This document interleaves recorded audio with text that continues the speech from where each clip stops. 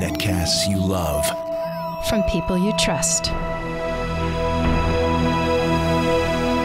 This is Twit. Bandwidth for the Tech Guy is provided by CacheFly. CacheFly.com. Hi, this is Leo Laporte, and this is my Tech Guy podcast. This show originally aired on the Premier Networks on Sunday, June 7th, 2015. This is episode 1194. Enjoy. The Tech Guy podcast is brought to you by the Ring Video Doorbell. With Ring, you can see and talk to anyone at your door from anywhere in the world using your smartphone. It's like caller ID for your home. Get $25 off the Ring Video Doorbell when you go to ring.com/techguy. Well, hey, how are you today? Leo Laporte here, the Tech Guy. And it's time to talk about all that stuff that is both making your life better and miserable at the same time. It's amazing. Technology. Computers, the internet, home theater, digital photography, smart watches, smartphones, you know, all that jazz. 8888 Ask Leo. Smart TVs. We talk a lot about that, too. 888-827-5536. That's toll-free from anywhere in the U.S., Canada, New Jersey, New Mexico. But if you're outside those regions, you need to use Skype to reach us. But if you're calling a toll-free number, which that is, from Skype, it's free. On Skype out. Let's see, what else? Website, techguylabs.com. If you want to go there, you'll find all sorts of fun stuff, including all the show notes, a link to our fine chat room, where elegant chatters sip cups of tea as they comment on the day's stories. techguylabs.com. Chris Marquardt, our photo guy, is going to be here. He's back, which means we're probably doing a photo review. So if you submitted photos, stay tuned. We're going to do that thing that only I dare do on the radio, review photography. Pictures. We'll talk about pictures on the radio in just a little bit. Tomorrow, as we record, tomorrow is WWDC Day. It's a national holiday for Apple lovers. June 8th, 2015. On WWDC Day, Apple, this really is the last kind of, you can count on it, Apple event. We know every June, I guess we know every September we'll have an iPhone event. We can count on that now, right? Every October we'll have an iPad event. But this is a big one because here we are in June, and they're going to announce stuff that will be important for the fall. The new iPhone operating system, iOS 9, will be unveiled. They do a new one every year. The new Macintosh OS 10 operating system will be revealed. Good news on both counts. Apple has telegraphed, they don't really tell you anything, but they have some tame organs which they report to, like the Wall Street Journal. They've telegraphed that these will be I don't know how to describe it. Snow leopard-like updates is the way Mac fanatics describe it.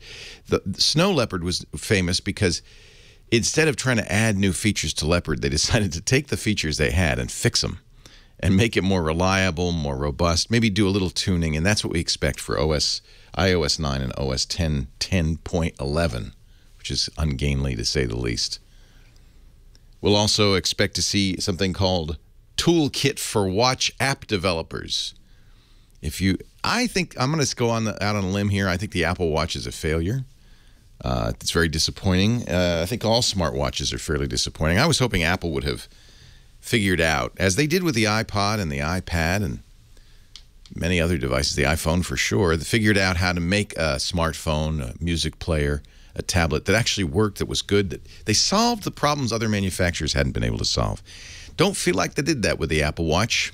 In fact, in some ways, the Apple Watch is a step backwards from existing smartwatches.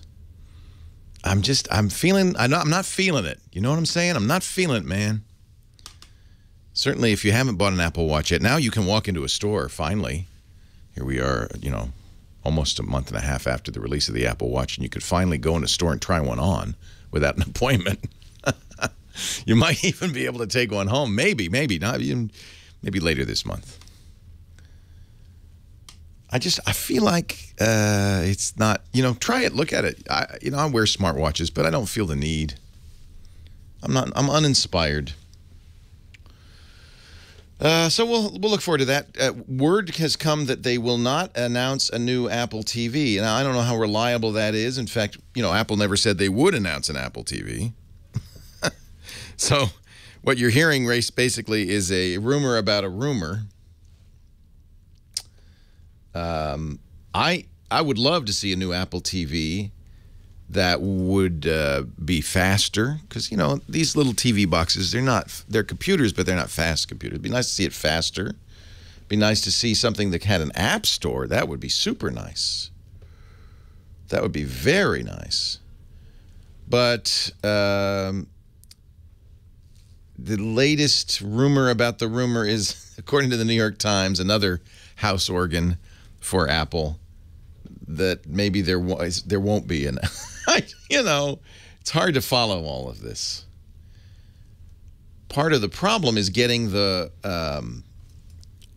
networks and local television stations to agree to do what Apple wanted them to do, which is turn it into a kind of a cable box that doesn't require cable TV. It just uses the internet. Wouldn't that be nice?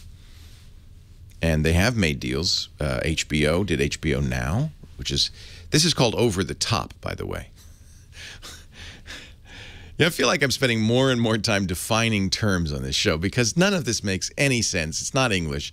What is over the top? Over the top means when a network or channel or show creator doesn't go through the normal cable television means, doesn't get a cable channel or like HBO or whatever, but goes directly to consumers via the internet. Well, I don't know why they call it over the top, but I guess it kind of, like they're going over the top of the cable company. They're over. So HBO Now, HBO has two apps. HBO Go, which requires a cable company subscription, proof that you have HBO on your cable. And HBO Now, which doesn't, but you have to pay for that. You have to pay $15 a month to access HBO content without a cable subscription. Showtime says they're going to do it. CBS says they're going to do it. More and more you're seeing these companies. And, of course, they do this at great risk because you don't want to make the cable companies mad. And this is why it's been so long to happen, is the cable companies, if they get angry and they pull your channel, they take HBO off, you don't have any way to get to consumers. Suddenly everything's over the top. I think HBO rightly feels like, hey, we're big enough now. Cable company can't pull us. That would, people would get crazy. I want my Game of Thrones. And they're also looking at Netflix, which is pure over the top, right? Netflix doesn't have a cable channel. Netflix is only over the internet. They're doing so well with Netflix originals like House of Cards, Orange is the New Black. They're making content just like HBO does. HBO's kind of feeling their breath down their back. They're catching up on us, so they want to go over the top.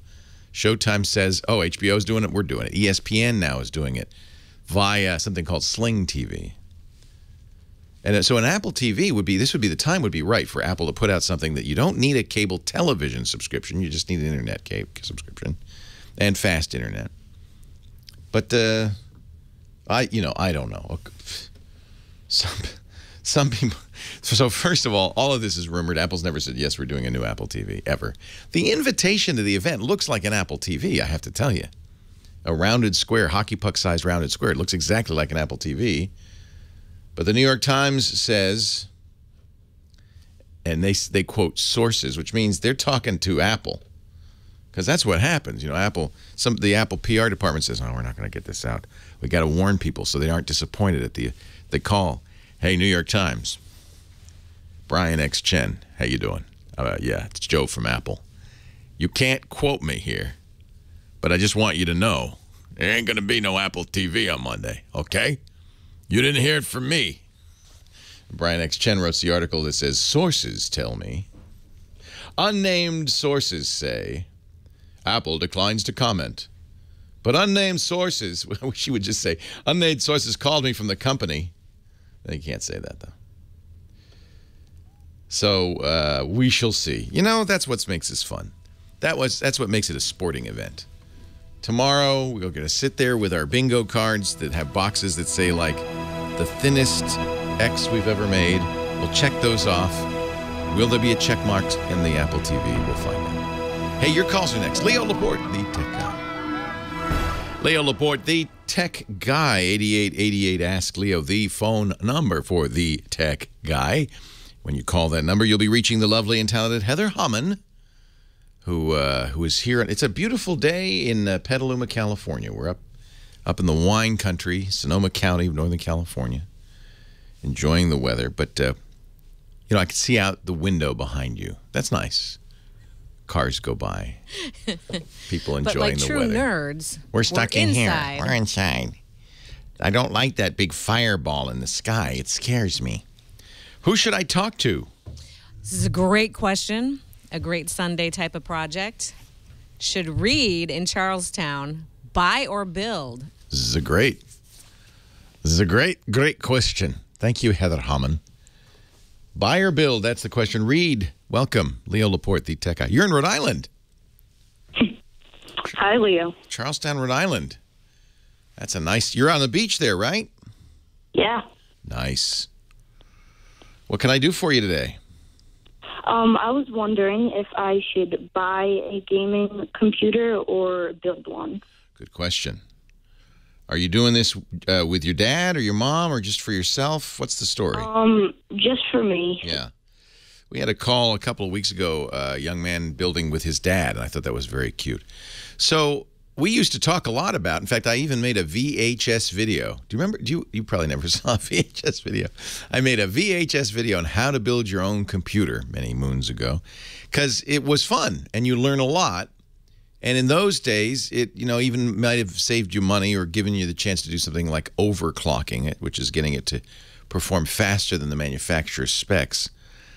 But nowadays, I don't know if there's much advantage. It's you don't save money because you're not buying parts, Intel, CPUs by the thousands. You're buying them onesie twosie. So you don't save money. You don't. The biggest problem is you don't have a warranty. You don't have an overall warranty. If your computer doesn't work, you can't just call Dell or HP or Toshiba or Lenovo and say, "Hey, it doesn't work."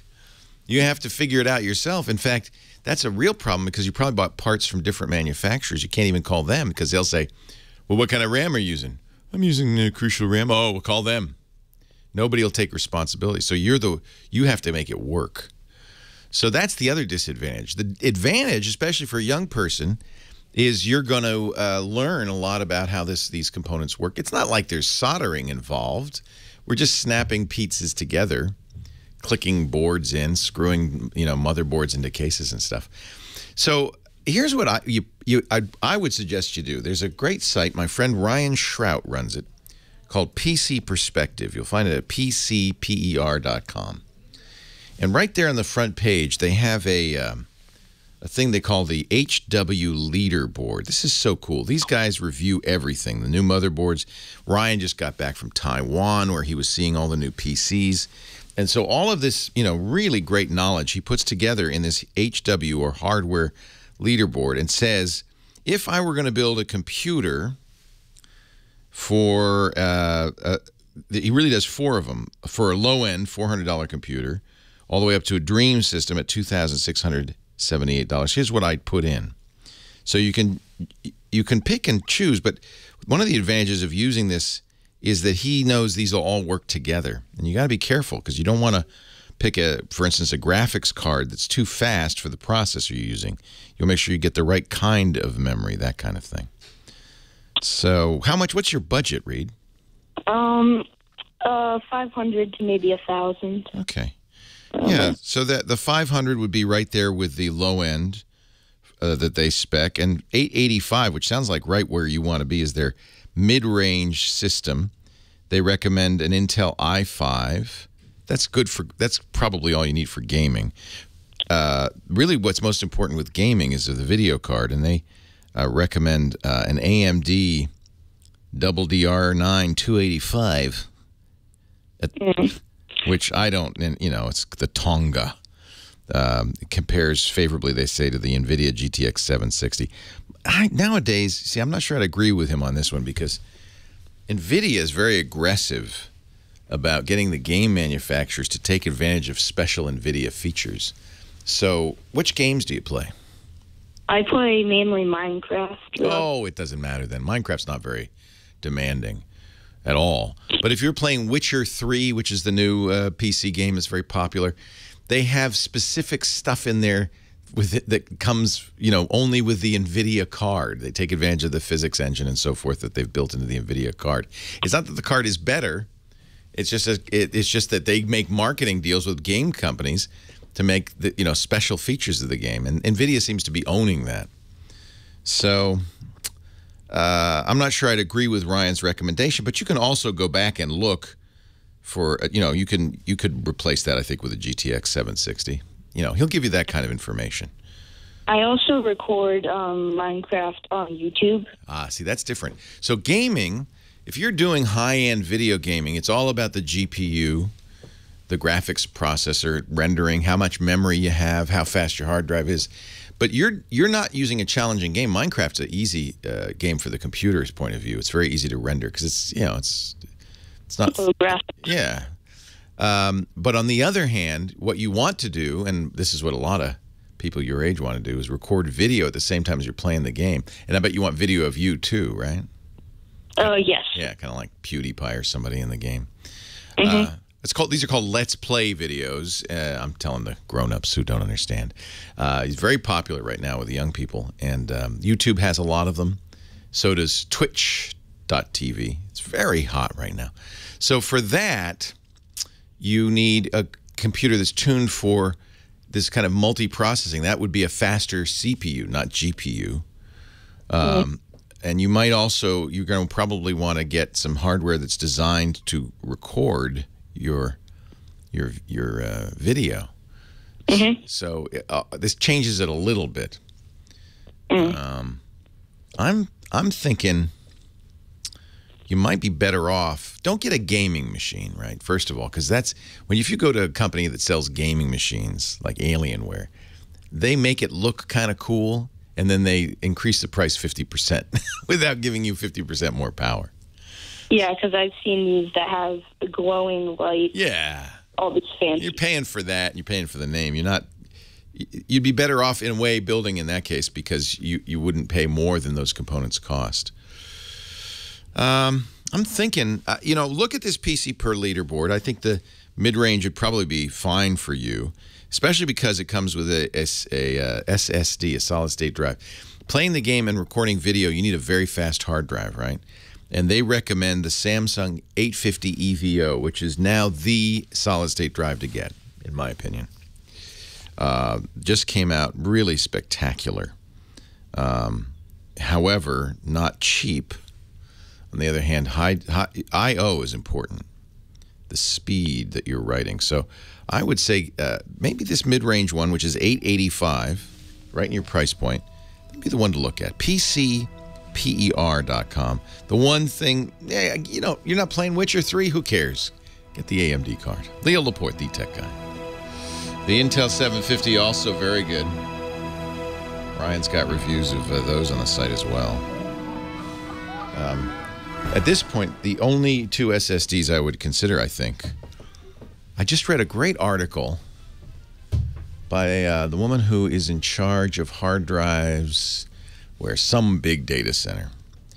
And she said, we've had firmware issues with every solid-state drive except Intel, never had a problem.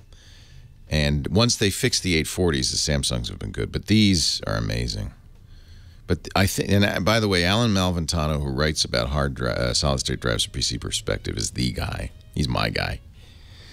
So, but I bet you these 750s are pricey. Yeah, I'd be a little nervous. He's making, what are you doing, a RAID array? Alan! He's crazy. The issue isn't so much the speed. They're all very fast. Or reliability. They're all very reliable. It's the firmware. Samsung had a problem with the 840s. Firmware had some bad bugs. Intel's always done great firmware. In fact, I think they're used kind of as the reference for a lot of people. What is the price on these, though, right? What are we talking? I don't even think he mentions it. That's a bad sign. It means if you have to ask, you can't afford it. Leo Laporte, the tech guy, 8888. Ask Leo. On we go with Jay in Northridge, California. Hi, Jay. Hi, Leo. How are you? I'm well. How are you? Good, good. I had a quick question regarding a DSLR camera. Yes. I'm sure you answered this question a million times. I'm looking into buying the Nikon. I just need a recommendation. I went to Costco, and they have a good bundle program. Yeah. One is Nikon D3300. Lovely camera. Great starter SLR. Okay. Then they have a Canon SL1 and Canon T5i. The T5i and the 8300 are kind of comparable. Are they? Okay. Yeah. And the price is like kind of big difference. D3300 comes with a $600. It has two lenses, 18 to 55. I'd be very suspicious of the lenses you get in a Costco package. Are they both Nikon lenses? Yes. Okay. 1855 and 55-200. Okay. And then with the Canon, it's 18 to 55 and 55 to 250 mm. Yeah. I'm kind of the feeling this is your first digital SLR, right? Correct. So these digital cameras, when you get serious, you move up to what we call, actually really the term SLR is almost anachronistic. The idea is it's a single lens reflex, which means you're looking through the viewfinder, but you're seeing through the lens. They use a mirror or a prism so you can see through the lens. And that gives you, in other words, an optical view of what the actual camera is seeing based on the lens you're using. Right. Pros like that. We're also seeing now a lot, but really the key on a DSLR is not that, but the interchangeable lens. The fact that you can get multiple lenses, you can pick a lens that suits the situation. And as you get more serious about cameras, a couple of things. One, you want bigger, better sensors, and that's what these have. And then the other, you want a choice of lenses and better lenses, because the lenses on point and shoots are small and not great. The sensors are tiny; they're a quarter-inch. So it's a big step up. A lot of us are looking now at the mirrorless cameras. They aren't DSLRs anymore. They use a video tap. You still are looking through the viewfinder and seeing what the lens is seeing, but you're seeing a video picture of it instead of an optical picture. It's not using a mirror. That means they're smaller, less complex. They're much lighter, easier to carry, and the optical quality on these is just as good, if not better. I mean, some of them are very, very good. So I would say instead of saying I want a DSLR, you want a digital camera with interchangeable lenses. Okay. That's just contextually a good thing to consider. You'll see both the Nikon and the Canons you're looking at are heavy and big relative to the mirrorless. Both are very good. I think the D3300 is just a superb camera. We're talking about for the body, about $500. Yeah, this one actually comes with the two lenses. For $500? 600. Yeah. The problem is in a kit like that, those are called kit lenses. Sometimes a company like Costco will bundle in other company third-party lenses that aren't going to be as good as the Nikon lenses. At least you're getting the Nikon lenses, but you're not probably getting the top-of-the-line Nikon lenses. And so really the question is, do you need two lenses? If you feel like you really do, you want two different, one wide, one telephoto, that kind of thing, then maybe that's a good deal. Sometimes I just say get the body and get a 50 millimeter, which is a basic lens, and learn how to use that, and then you can expand out. You don't know yet, in other words, what lenses you're going to want. And you may find that, as I have found, the really good lenses are thousands of dollars each. Wow. They cost more than the camera and lenses you're buying. But that's okay, because when you buy glass, you're investing. What changes, the technology that changes rapidly is the body. The lens technology does not change very rapidly. So it's okay to invest money in lenses.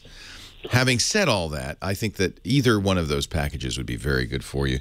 You kind of, once you pick one, you're kind of along the Nikon track or the Canon track. In other words, you've got two lenses in the Nikon, and they don't fit on the Canon, so you're going to tend to buy Nikon stuff from then on. You're making a choice as much of company as anything else. I personally think the D3300 is the better of the two. Yeah, because it has a lot of megapixel, too. This one has a 24 megapixel. The other one, it's 18 only. Yeah, you can't really. That's like the. Remember, we used to judge processors by the megahertz or gigahertz. Now it's cameras by the megapixels. It's not the best way to judge. In fact, the camera I prefer to use is 12 megapixels. So the number of megapixels isn't necessarily the most important thing. However, I do think this Canon sensor is fantastic. I think it's a good choice. Okay. And that's the one if I were going to pick. Now, remember, that means now you're a Nikon user. It's so funny. Photographers divide along those two lines, Nikon or Canon. I'm a Sony guy. I used to be a Canon guy. I have a lot of Canon lenses, big investment in Canon lenses. And that's the thing. It's a big, you know, you have to to change to a new company is a big leap. You have to sell all the lenses or just eat the cost and so forth. Do both of them, I can't remember, have GPS built in, automatic geolocation built in? I can't remember. Actually, I don't remember. These are extra. Look, all that really matters is the sensor and the lens. But there are nice extra features occasionally, things like GPS or Wi-Fi built in. Yeah, this one has a Wi-Fi. Canon D3300 has a Wi-Fi. Yeah, that can be nice because, for instance, my Sony, the one I use, the A7S, has I can tap it to my Android phone, and then it will copy the pictures to the phone. That's a convenience factor, not really important. But the most important thing is sensor and lens, and you actually can't go wrong with either of them. But I feel like the Nikon's the way to go. Okay, and there was another one actually, Canon T6i. Yeah, those Rebels are Canon's entry-level cameras. In all cases, you're looking at a sensor that is not the biggest. It's not what we call a full frame, which is eventually where you're going to want to go. Mm-hmm. They're APS-C sensors, a little smaller. That's okay. In fact, that's a big step. It's such a big step up from point and shoot. You have a kid. Is this for taking pictures of the kids? Yes. Yeah, of course it is. Yeah, get the Nikon. It's faster focusing. Okay. Yeah, which is important for taking pictures of kids. Right. These things make a difference. But ultimately, it's really quality of image, and that's when you'll want a bigger sensor, better lenses. That's what really matters. Okay. All right. Hey, thanks for the call. I appreciate it. I gave you more information than you want, probably. And you know what? Chris Marquardt, our photo guy's coming up in about an hour, and he'll probably say, he's a Canon. I think, is he a Canon guy? I think he's a Canon guy. They're all excellent. There's, you know what? It's such a step up from any point and shoot that you're going to love it no matter what. But what then happens after a few years is you start looking at photo websites and other people's images, and you start saying, wow, those images really seem to pop in a way that mine don't. What is going on there? And it will inevitably get down to the size of the sensor. The bigger the sensor, the better. Not the bigger the megapixels, the bigger physically, the better. And the quality of the lenses. Those things are pretty important. And as you get more and more sophisticated looking at your images, you quickly realize those are the things that make a difference. Of course, all that really matters is that you're a photographer. You can get great images with a camera phone. Apple had, I don't know if they still have it up, they had a gallery of pictures taken with the iPhone that were stunning. Stunning, but that's because they were great photographers, and they knew exactly what the capabilities of their camera, in this case a phone, were, and they made sure they took images that went well with the phone's capabilities. All of this weighs in. Jay, Northridge, California. Leo, oh no, that was Jay. Sorry, Jay. We're going on to Robert in Pittsburgh, PA. Hey, Robert. Hi. Hey. Yeah, I just have a question here. Is it possible at all to get a virus on a computer that only has read-only media? No, if it's read-only media, but what kind of computer has read-only media? You wouldn't be able to save files. Well, here's I'm trying to get something for like doing online banking. Ah. Here's the idea I had. Hang on, because I like this idea. We'll talk about, is it possible to make a completely secure computer for things like online banking? Hang on, I love this idea. Robert, stay tuned. Leo Laporte, the Tech Guy. This is my my Ring doorbell. So I kind of, we had a caller asking about another brand, and I kind of started investigating. And this is the one I came up with. This is the one you got. Ring.com/techguy.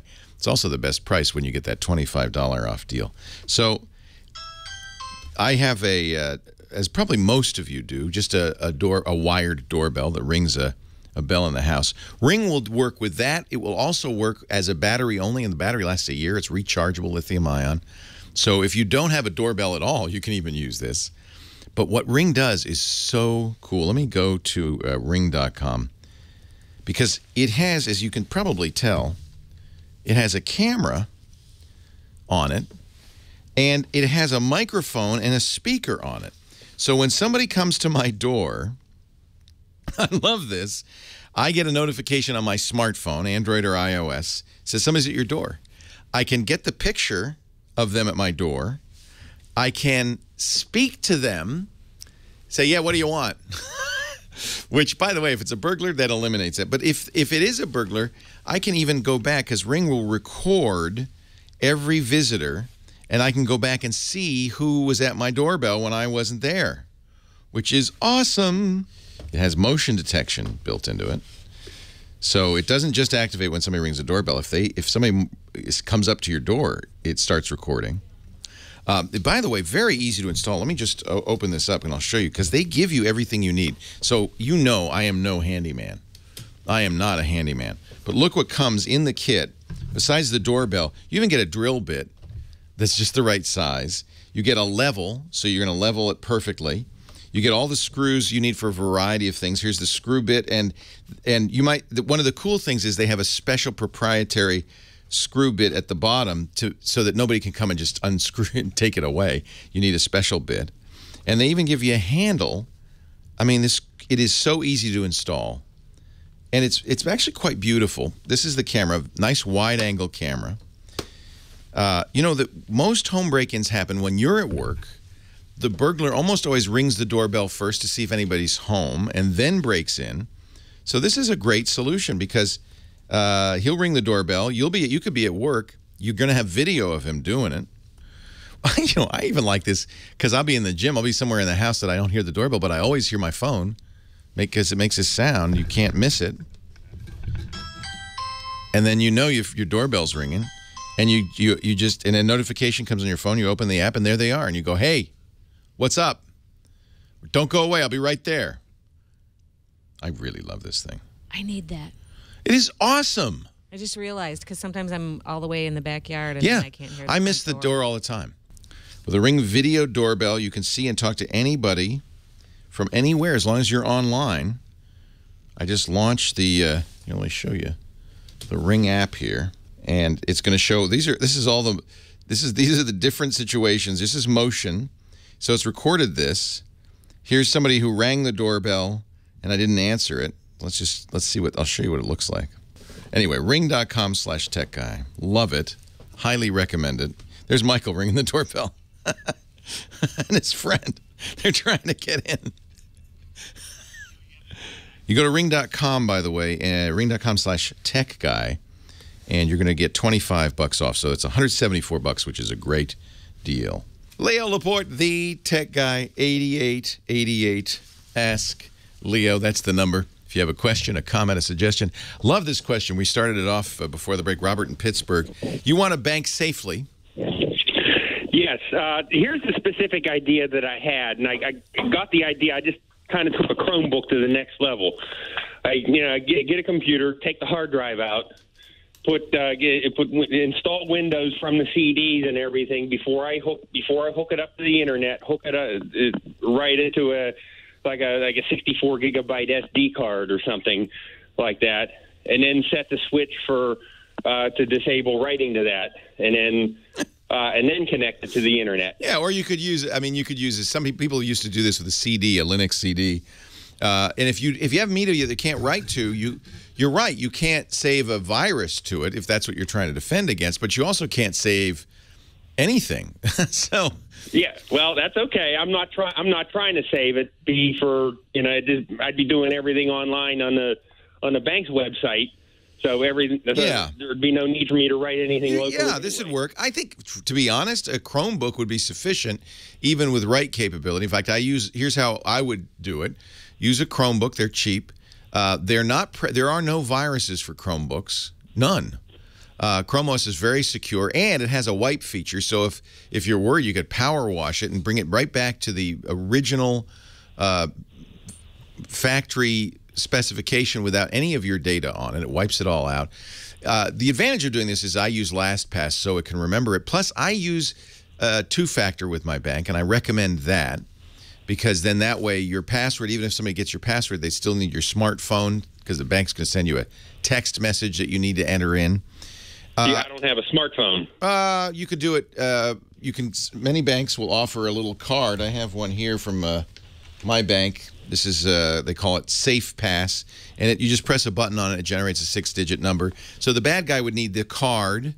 This is Bank of America does this. Most banks do it too. The bad guy would need the card plus your password. It sounds like the only reason you want read-only media is so you're worried about viruses. Yes. Yeah, like a keystroke logger or something like that. Yeah, and even a Chromebook, you know, eventually you're going to be able to beat the Chromebooks in time. Right now they're secure, but in time they're going to get to it. And you could if you don't feel like it's an inconvenience, you totally could do that. You could do it with if you have a laptop with a CD, you could just use your laptop as regular. But when you want a bank, you just put the CD in, boot from the CD.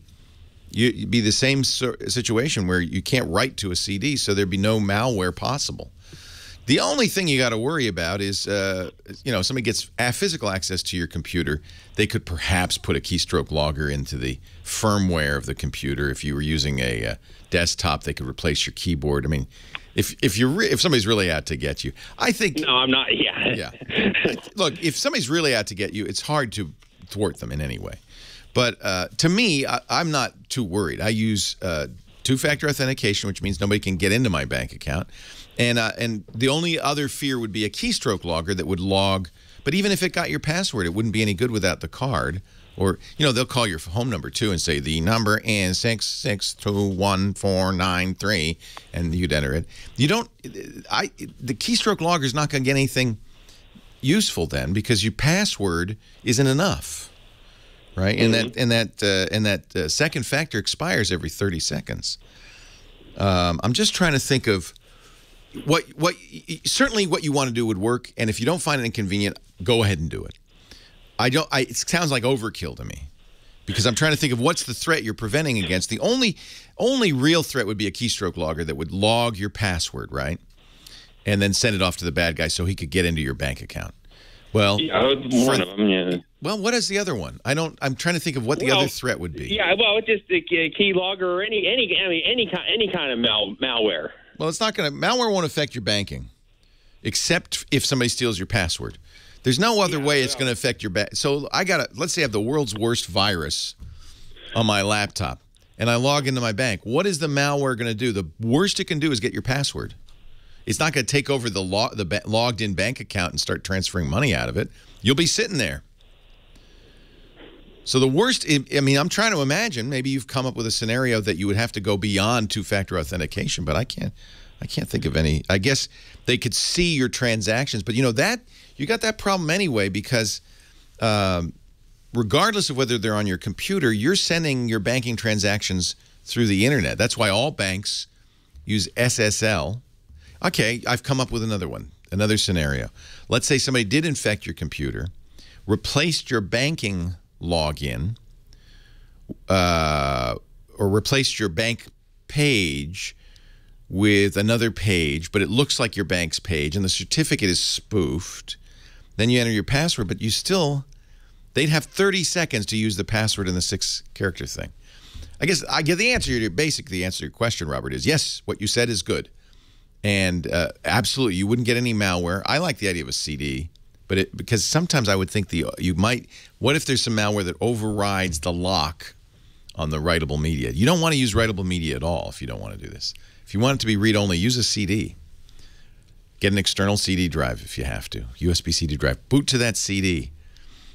And now you're running in that Linux operating system. It has never been modified. It can't be. No malware can be saved to your hard drive. They'd have to get your firmware. It's the only way they'd be able to get you. I don't do any of this, by the way. I just use any old computer I got lying around. I do turn on second factor. To me, that's the most important thing you can do. I hope your bank offers it. Check the security settings in your bank. And what you want is something where you'd enter they do this site key thing. Bank of America does this, and I think other banks do, where they show you a picture. And if it's not the picture you expect, stop using. That's dumb and doesn't make any sense to me. All it does is prevent you from being phished. And it's kind of dopey. So what you want is two-factor authentication. That's all you need. Turn that on. If you get a card from your bank, that's fine. If you have a smartphone, you can get it to text you a 6-digit number. They can even call your home number, give you that 6-digit number. That number rotates. It's different every 30 seconds. You need the password and the number to log in and use the bank account. Boy, I can't. That is what you need. The only thing that would be better than that is a third factor of biometrics, fingerprint, iris scanner, something like that. Now you're really safe. I need a password. I need a 6-digit code for my smartphone, and I need to give it my fingerprint. By the way, that's what the iPhone does. Couldn't be much safer than that. 8888 Ask Leo is the phone number. By the way, if you want to take all the time and figure out what that number is on that card, if you're a troll watching at home, don't worry, I haven't activated it. Can't use it. 8888 Ask Leo. You know, one thing I should mention on this two-factor, there is one vulnerability there. The way two-factor authentication works is you have a secret code. It's a long number. That secret code is mushed together with the current time to make that 6-digit number. If somebody were to get your secret code, they could then have the second factor. So do protect that secret code if you've got it. Most of the time with these devices, you'll use a QR code which you'll scan and keep that. Don't give that away. Don't let that get out. 8888 Ask Leo, the website, techguylabs.com. Another couple of hours to come. I'm going to continue recording after the show ends in 2 hours because I'm recording ahead for my vacation, and I'd love for you to keep calling. Chris Marquardt, the photo guy, is coming up in about half an hour. We haven't seen him in a while. He's been traipsing all over Tibet and stuff. We'll find out what he's been up to when we continue. Leo Laporte, the tech guy. Well, hey, how are you today? Leo Laporte here, the tech guy, 8888 Ask Leo. That's the phone number. The website's techguylabs.com. Come on, stop by, say hello. No charge, no sign up. That's where we get all the show notes, everything I mentioned. You don't have to write anything down. It's all there. techguylabs.com. Henry in Los Angeles. Welcome, Leo Laporte, the tech guy. Hi, Henry. Hi, Leo. How you doing today? I'm great. How are you? I'm doing pretty good. All right. I've got a Lenovo notebook or netbook. I'm not sure what it is. It's Windows 7. I've had it about 4 years. Okay. And I use it to play music. I plug it into an amplifier and play it for square dancing. Oh, that's neat. Do you call the square dance too? Yes, I do. You go Alaman left, promenade right. Let me do all of that. Let me hear a little bit of that. I love to square dance. Left with your left hand, the honey by the right, and the right and left grand. Oh yeah, that is the most fun. I'm sad that we did that in school, in grade school, and it was so much fun. Mm-hmm. Yeah. Oh yes, it's a lot of fun. But anyway, here's my problem. Recently, I guess it started to the music would sort of like interrupt, not really interrupt, but it was dragging or slow. Yeah. And I was told by a technician that the processor was too slow, and I probably but wait a minute, it wasn't too slow before, was it? No, but why would it get adding music? I guess no, a processor's not going to get slower. But just other things are going on now that are slowing the thing down. The processor was fast enough to do it before. Yeah, it was. So processors don't get slower. They just get busy. They get too busy. They get busy doing other stuff. What do you use to play back the music? I use a program called Cedar Square Dance. Oh, I'm not familiar with that. No, but and the music is MP3s on your hard drive? Yes, And the program just goes into the hard drive and pulls the music. Yeah. But it's not just the program that does it. If I use like Windows Media or any of those, it also it does basically the same thing. Good diagnostic. You were smart to do that. So it is possible that the hard drive is getting slowed down a little bit because hard drives, the hard drive has to play it back. Most players, and I know Windows Media Player will do this, will do something called a buffer, which is different from streaming buffering. But what it is it won't load the song a bit at a time. It'll load a chunk of it and play it back so the disk access isn't constant.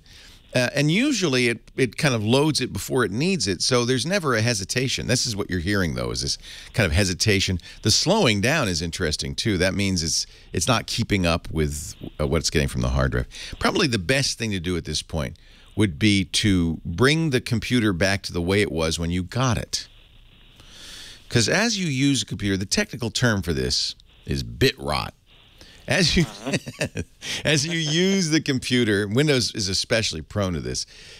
Over time, things get slower because the hard drive gets fragmented or full. Maybe there's other stuff you install that's slowing the processor down. Do you use Lenovo for anything else besides the Square Dance music? Basically, no. When we're traveling, there may be an occasion where we'll have to, plug into the internet to, download our boarding passes or something like that. Yeah, that's appropriate. I don't really put it on there. Good. I mean, that'll keep it from getting bit rotting too fast, but it seems to happen. So if you have recovery disks for that Lenovo, probably that one has a recovery partition. So you would look and see how you could restore it to the way it was when you bought it. Now, before you use it, you will need to update all the Windows updates from Windows 7. That may take a while, and quite a few reboots as well. Because what will happen is you're going to bring it back to the version of Windows 7 when you bought it, but there have been lots of patches, security patches since then. So what I would do is do that format, and in fact, I would do a low level as low level as you can. I would format the drive. So you're going to copy all your music off. You still have the installer for the Square Dance program. Yeah, well, that's online. So okay, that's no good. So you can get that again. Mm-hmm. And so that's kind of what you want to do is back up the stuff you added to it, like your music, and go back to the way it was. That should be, because it worked when you first got it. Right. So something, the drive got slowed down by stuff on it. Maybe the drive is having some difficulties. That can slow things down too, and that's the first thing to go on most computers, because hard drives are moving parts. And so it's possible that the hard drive is having trouble reading some sectors. That would slow it down too. But that's why I want you to format the thing to do it. If you have what they call a thorough format routine, do that, and reinstall Windows from your recovery. Do all the Windows 7 updates, then copy your music back on, install that Square Dance program, and try not to use it for anything else. And I have a feeling it'd be fine. Have you installed security software on there since you got it? Yeah, I did the one that you recommend when I first got it. ESET, yeah. Good. And ESET that on there. ESET's good because it does not slow things down. Did you just get the antivirus? You didn't get the whole big kit and caboodle, I hope. Oh, no, I didn't. Just the antivirus. Yeah, because sometimes these security programs, they offer a lot of extra features. Those will slow you down too, as they sit in the background chewing up CPU to protect you, and you're not doing anything with that computer that you need that extra protection for. So that without buying a new computer, that should fix it. But if I were to just go ahead and get a new one, is there any? Almost any computer that you get would be fast. I mean, this is not a challenging problem, playing back. They're probably stored as MP3s. It should be pretty easy for it to play back. Audio's easy. So anything you get today will be faster, and you should never have this problem. Okay. Yeah. So, yeah, you can get a nice. You want a fairly compact laptop? Yeah, I'm looking for something. Yeah, because my I do have a regular sized laptop as a backup, but it's heavy. I'm looking for something that's much lighter to travel. And your budget, you probably don't want to spend a lot of money on it because you want to use this as this is kind of a purpose built laptop. It's designed just for the Square Dance. Exactly. Yeah, I would look at they're very inexpensive, $200 or $300. The HP Streams, they're lightweight, they're colorful.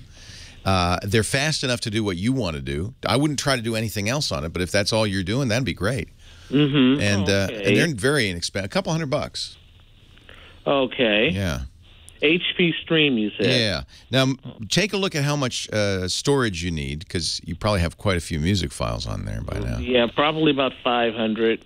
That's not a lot. Maybe more. I haven't counted. Look at your look at how big that folder is. You know how much storage that needs. Make sure you get more than that, obviously, because you're gonna add more music to it. Yeah, I think an inexpensive laptop's gonna be faster than what you've got, and if you don't use it for anything else, you're not gonna have this problem. It's just gonna be speedy. Do you go to where do you do these square dances? All over. As a matter of fact, getting ready to go to the National Convention in Springfield, Massachusetts at the end of this month. Wow, that's so cool. And where did you learn to do this? Here in Los Angeles. You didn't grow up like, doing square dances, playing the fiddle, going from town to town? I'm a sort of a late arrival to it. I love it. I've been into it for a little bit more than 20 years now. What fun. So I'm glad to know that's still around. And it's adults who are doing it, right? Yes. Yeah. Oh, yeah. Do you go to the senior centers? I bet the seniors love it, too. We do. I do. Yeah, we have dances at quite a few senior centers and all around the area. I'm going to take up square dancing. I like that. I used to love doing that as a kid. Because you don't have to remember anything. They tell you what to do. Alaman left, Alaman right. Yeah, you have to know what. You have to know what an Alamand is. Yeah, exactly. It's not too hard. Hey, it's great to talk to you. Try that, Henry. You can restore that old one, or go out and get a nice new one. You don't have to spend a lot of money because your needs are simple. Leo Laporte, the tech guy. Leo Laporte, the tech guy. 8888. Ask Leo. Let's talk high tech. What do you say, Walter, in Huntington, West Virginia? Hey, Walter. Hi, Leo. It's good to talk to you again. Thanks for calling. Well, you're welcome. I have a question about Google Photos. Yes. I uploaded all of my photos to it, Awesome. but I don't know how to download them if I need them. There's a little menu command. I know it's not immediately obvious, is it? No. Well, the assistant doesn't help. I don't Where do you want to download them? Well, I don't want to download them right now at all, but if I get a new iPad or if I decide to delete some photos from this iPad and then want them back, you know. So it depends on whether you're using iOS or Android, but in every case that I've seen, you get the new Photos app. That's important. You have to update the app. This is the new Google Photos they announced a couple of weeks ago that is mind-bogglingly good. Yeah. And, for instance, I'm looking on my iPad, and you press the share button on your iPad, and then one of the choices is save image, and that will save it to your photo roll. You can also multi-select and stuff. So you just have to, it's not immediately obvious, I know. You have to kind of browse around inside it. The idea is really, though, that you don't want to save all of them to your iPad. You want to save space. They're all there. They're all visible. You can browse through them. You search them and all that stuff online. It's kind of, this is a move we've made in many different forms of media, for music, for TV, for movies, and now for photos, that instead of storing them on the device where memory is scant, where storage is scant, you just you stream it. So when I open Photos on my iPad, I see all my photos. I can search just as if they were local. But if there is one you want, for instance, I frequently do this, oh, that image, I got to put that on Instagram. Then you use the share button on iOS, and that will give you, among other choices, including, I think, Instagram, it'll give you save image, and you can just save it down. You can even save it into iCloud photo sharing, so you can move it over from Google to Apple. Well, I'm looking at it right now. The share button. Are you which device? The iPad. Okay. And up in the upper right, there's a little rectangle with an upward pointing arrow. You don't have the new version. You need to get the new version. Oh, well, I just did. The trouble is I signed on photosgoogle.com, so that's my problem. I don't think so. So let me just make sure that I'm not crazy. Here's it. And by the way, on the iPad, I'll say Google Photos. You know, this is the new one. And let's say I have an image that I really like here of my wife. It's not in the upper left. The share button, which is, as you say, that square with the upward pointing arrow, when I have an image selected, is in the lower left. And I press it, and there is, at the bottom, Save Image.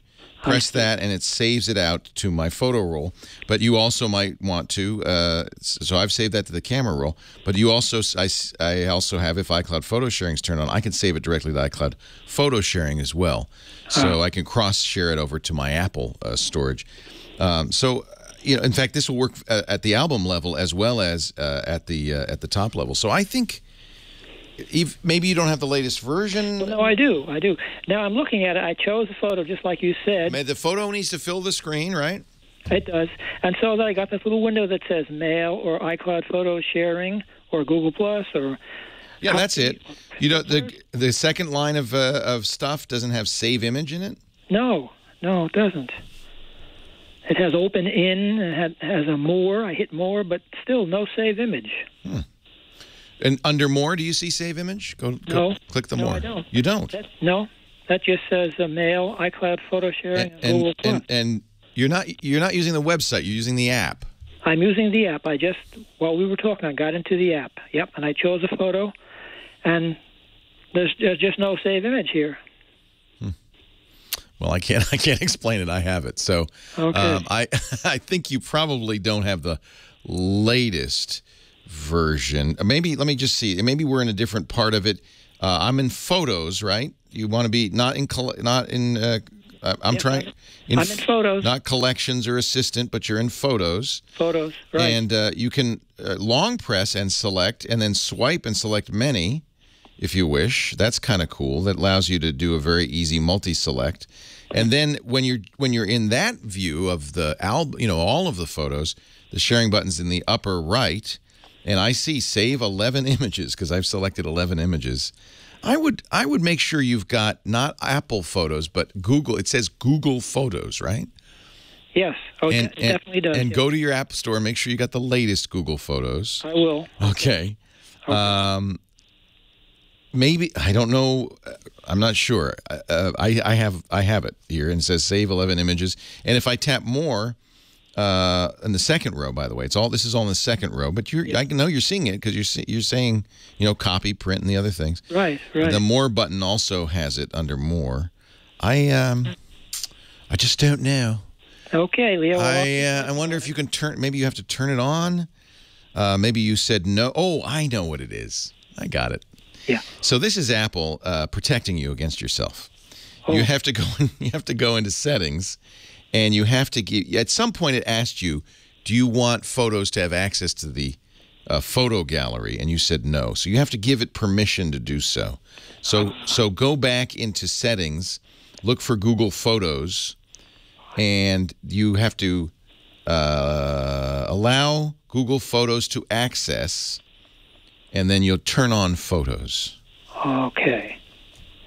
All right, Leo. If the photo's already there, maybe you wouldn't see it. But if you don't see it in your Apple Photos, so I've turned it on as a setting. Maybe that must be it. Apple's very careful, you know, about giving applications access to things like your camera roll. So I've gone into settings. I've selected Google Photos, and next to Photos, make sure that you're allowing it access to Photos. I bet you that's what it is. Okay. All right. Well, thank you very much. Yeah, I mean, it's a nice feature because that means you don't have to choose Apple or Google. You can use both, which is great because the new Google Photos, by the way, if you haven't downloaded it, do try it at least. It's free. It has free unlimited storage for photos 16 megapixels or smaller and videos 1080p and smaller, which is great. But its categorization features are fabulous, and of course it's Google, so search capabilities are fabulous. I can search for people by name. I can search for geographic locations. I can even mix the two. I can say I want Paris in the snow, and I'll find all the images I have from Paris that I took in the snow. Cats, dogs. It's amazing. And Google's giving this away. Some people are nervous, I think, as always with Google, about giving them your photos. I'm not sure, you know, we should actually have a little conversation. Maybe when we come back about privacy. Because there are those, I just saw a study that said people don't want to give companies like Google information, but they've given up. Is that the case? If it's like, well, what are you going to do? What are you going to do? There is no privacy. I give up. We want privacy, according to this study. We all want it, but we've also despaired. Said, all right, I give up. Is that the case? Let's talk about it when we come back. 8888 Ask Leo Laporte, the tech guy. Christophe. Hello, how are you? Welcome back. I'm great. How are you? I am fantastic. Slightly jet lagged, but that's... When'd you get back? Yesterday night. Wow. And it was amazing. Was it? Guess what? Guess what? The media have done again what they usually do. Oh, no. No, Nepal is not a huge, big ruin. Life is actually starting to get back to normal. Good. So the biggest problem they have right now is that people are afraid to go there because they think it's all one big pile of rubble, but it's not. Well, that's good. You can tell us the truth. So you had what countries did you go to? Well, I was in India, North India, Sikkim, and West Bengal, and we had a week in Bhutan, which is just amazing. And then I spent 2 days in Kathmandu. So you went to Bhutan. Bhutan is beautiful. Is it? It is. It's the gross national happiness that they promote is actually true. Wow. So, I've never seen people as happy, lots of smiles, wonderful country, beautiful, clean compared to some of the surrounding countries, and just good accommodation, almost no tourists. I think they have like 60,000 tourists a year. They're really limited. So it's a very special kind of thing to go there. Nice. And lots of Buddhism, so you'll see lots of... these things here, prayer flags and stuff. Very colorful, very neat. Lots of rice fields and other things. And in Sikkim, West Bengal, up Darjeeling, we visited some tea plantations. Did there's a lot of ad hoc stuff, like visiting a school that we hadn't planned for. Cool. So it was really, really nice. Sounds wonderful. All right, here we go. Leo Laporte, the tech guy, 8888 Ask Leo. He's back from his travels around the world. Chris Marquardt, our photo guy, is here. Hello, Chris. Good to see you. Hi, Leo. Almost around the world. Just some countries in Asia for a few weeks. But really, what a neat trip. An amazing experience, as usual. Where'd you go? Well, I went to North India, Sikkim, West Bengal. That's where the Bengal tiger comes from, and that's also the greater area where a lot of tea is produced. So we saw Darjeeling and some other tea plantations and things, and it was really good. And then we stopped in Bhutan for 6 days, and Bhutan is it's as amazing as people say it is. Oh, I'm jealous. Very happy people, beautiful country, lots of colors, an amazing culture, pretty much. You say you also went to Nepal. Of course, Nepal ravaged by that earthquake not so long ago, and I know you've spent much time there. Yeah, I spent, in the past years, I spent a lot of time in Nepal, and that's also the reason we've done this fundraiser. And I went to see my friends there, and based on the news coverage that you see, I had the worst expectations. I came there, I spent 2 days in Kathmandu, saw my friends, and it's actually a lot more back to normal than you would expect. So the biggest problem they have right now is that the tourists are afraid to come back, and they need the tourists. So the situation is very good. I mean, they still need support, especially up in the villages, and there are some areas that are quite damaged, but in general, there's nothing to be afraid of to go there. Infrastructure is good; you can get everything, and they're quite resilient. They are actually doing a lot of work now to clean up and kind of get Nepal back into shape, and they are getting close. So they're working hard to make this all fly. So tourists, come to Nepal. That's the message. Good, great message. So we have in your absence, because you have been here for a few weeks, everybody's been taking pictures like crazy to illustrate the word or the concept relief. And you have picked a few to talk about today. As once a month, I've looked through the pictures, and it's a lot of amazing stuff that came in all over 50. And let's look at 3 of them. The first is by someone called Idaho Resident. Okay. It's one of those pictures that, from a photographic point of view, well, yeah, it's not like a big piece of art. It's a snapshot, but it tells a story, and that's why I chose it. It's a story. It's a picture of a rest area, like a sign for a rest area. Yeah, that means relief. Yeah, right. Yes, yes. It's funny. I'm surprised in a way that you picked this because it is, as you say, kind of basic. It's a basic snapshot. It's a snapshot, but you know what? Snapshots. That's what most people take, and snapshots are important to people. Yeah, it does tell a story. So as long as it tells a story, and this one manages to also tell a story to anyone else, not just the person who took it. So that's why I chose it. The second one is by Larpish. It's called In, and it tells a story, and it's also, from a photographic point of view, much nicer, I think. It's a tennis court.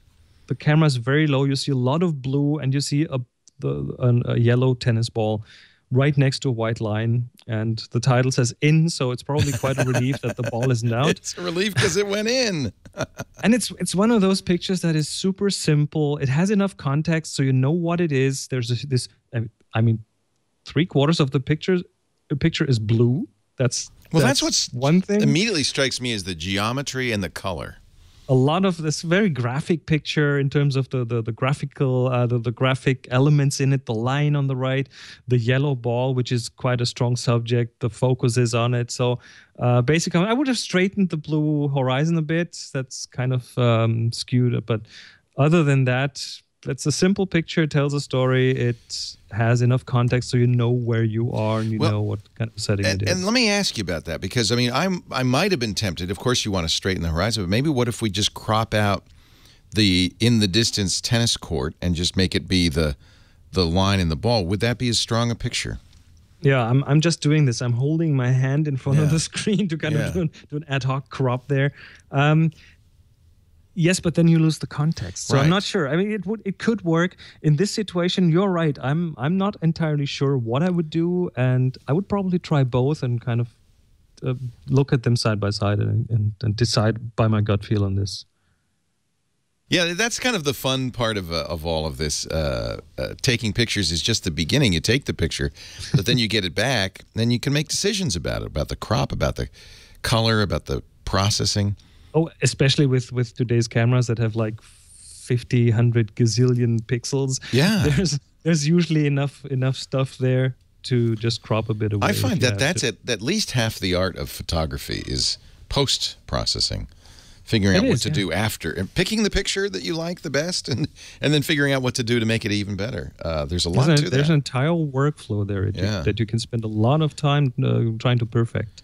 I think that's one thing maybe amateurs do is give up too quickly. They go, sometimes. And then it's also a matter of kind of developing a feeling of what works, what you can do, what you can't do. And that takes a bit of experience. And over time you get this, you get a bit more secure in what to choose and what to do with them. So there's a third picture. Yes. James Araloos. It's self-explanatory. It's 3 guys in hard hats under the sun. You get the context by looking at the picture. The sun reflects off their helmets, so you immediately know that this is probably a hot summer scene. One guy is having a drink from a water bottle. I love this picture. This is relief. So nice. This could be an ad for relief. You know, it's a nice picture. You could put a big logo on the drink on the water bottle and sell some expensive water this way. And he made it black and white. I mean, it might have been tempting to keep the color of this, but by making it black and white, it really looks sweaty and hot and frankly unpleasant. I like it. And especially this way, you get a lot of focus on the bottle, as opposed to, you know what, the jackets they're wearing, the vests that they're wearing are orange, so they would have commanded a lot of attention, and that would have taken attention away from the water bottle. This way, they aren't as predominant in the picture, and the water bottle does a better job to be a good subject. Nice thing about digital photography, you don't have to decide black and white until after. You know, with film photography, you pick the film, and it's black and white or color, and you kind of that's what you're going to be shooting. But that has its merits too, though. Oh, I know, but And, I have been tempted sometimes to turn the monochrome filter on the camera, so it just takes black and white pictures. I love black and white. I really do. Here's the secret. If you switch on the monochrome filter on your camera and you shoot RAW, you still have all the color information. You can go back to color if you want to. You're not giving up anything. Chris Marquardt is at chrismarquardt.com. If you want to find out about his workshops, discoverthetopfloor.com. If you want to support Nepal, he's got a book of great images, digital book of great images from Nepal. He's selling for a sliding scale to help Nepal relief. Go to Discover the Top Floor. It'll all be there. And Chris, you need to give us a new assignment for next month, I guess. The new assignment for next month is sweet. Sweet. Sweet. Sweet. We haven't done that before. All right. We don't tell you what that means. We just say it's sweet. Okay. You figure it out. The way this works, take a picture, take as many as you can. Doesn't have to be a fancy camera. We don't care. The goal, of course, is to get Chris to review it on the air. There's no prize. But what you'll do is you take that picture, you upload it to Flickr, Yahoo's free photo sharing site, and then join the Tech Guy group if you're not already a member. You get to submit one picture a week. Renee Silverman, our moderator, will welcome you in, and make sure you tag them with the word sweet so we know it's a submission. Hey, Chris, great to talk to you. Thanks for joining us. Welcome home. See you next week. Chris Marquardt, the photo guy. I'm Leo Laporte, the tech guy. More calls right after this. Leo Laporte, the tech guy. 8888 Ask Leo. That's the phone number. Back to the phones we go. And Scotty in one of my favorite cities, New Orleans. Hey, Scotty. Hi, Leo. How you doing? I'm well. How are you? Pretty good. I had a question for you on cable management. I was watching Screensavers today and gave me an idea. Ian Thompson's toilet paper roll cable management system. That's right. I was thinking, though, of I have a bunch of cables that I have duct tape around and have written on it what it is. When it gets nice and hot for being outside for a while, it melts. Ooh, it gets gooey, yeah.